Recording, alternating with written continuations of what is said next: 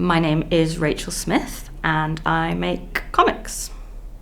My favourite story, I think, is Alice in Wonderland. I was thinking about this and I kind of shocked myself with that, but I read it as a little girl and then I read it again as a grown-up and I'd kind of forgotten. It's like the perfect mixture of fantasy and comedy, I think. Like when I read it as a grown-up, I'd forgotten how funny Alice is. Like she says really funny things and I don't know, it takes you on a journey, but it's kind of lighthearted as well. It's also one of the inspirations for one of my books, The Rabbit. I use some quotes from it in there. So I'm most proud of Quarantine Comics, which is my newest book. I did a comic every day during the lockdown, just to mainly keep myself sane. And I put them on social media and they kind of blew up a little bit. People found them really relatable. And then they've been put into a book by Icon Books, who made it just a really wonderful thing. While I was doing them, I never thought they'd be in a book. But I get messages from people saying Quarantine Comics really helped them get through the last couple of years, which is very humbling. Whose work do I most admire? John Allison, I think, is the hardest working person in comics right now.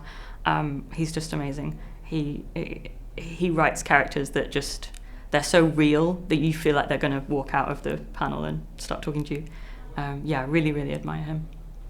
When I was able to quit my normal job and do comics full time, that was a big moment for me. I used to work like in admin at a newspaper. But when I was able to quit that and just do comics full time. But also it wasn't sort of an overnight thing. On the other hand, like it was very gradual. I had to work very hard for a long time. Like when I did have my normal job, I would do comics in the evenings and at weekends and stuff. It wasn't like I was a Pokemon that evolved or anything. I just kind of realized what I was doing was what I wanted to do for the rest of my life. But I guess when I was able to do it full time, I think that's when I knew this was what I was meant to do. So I often write and draw my own stuff. I think my one rule that I never break is that I write the entire script first before I start drawing. And that's just because I might get to the end and think, I need to foreshadow this in the first scene, and then I have to redraw the first scene, and that's annoying. But otherwise I don't really have many rules that I follow. If you're asking about sort of the process, I draw with a blue Col-Erase pencil and then I ink over the top of it and then I colour on Photoshop, so it's kind of a mixture of physical and digital.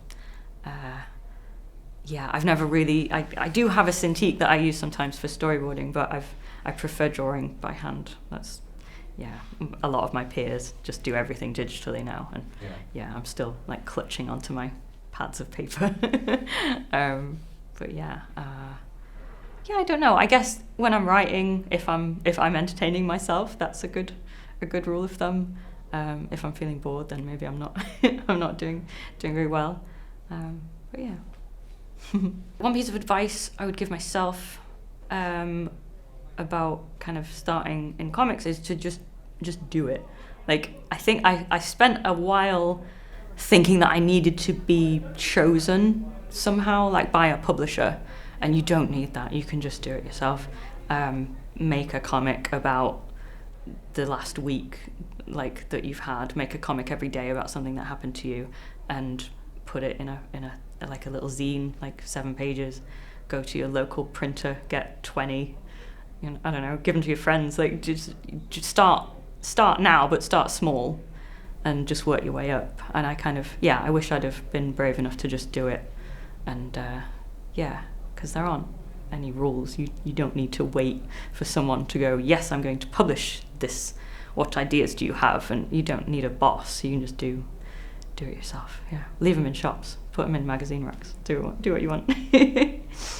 The character I'd love to draw and write is probably Squirrel Girl.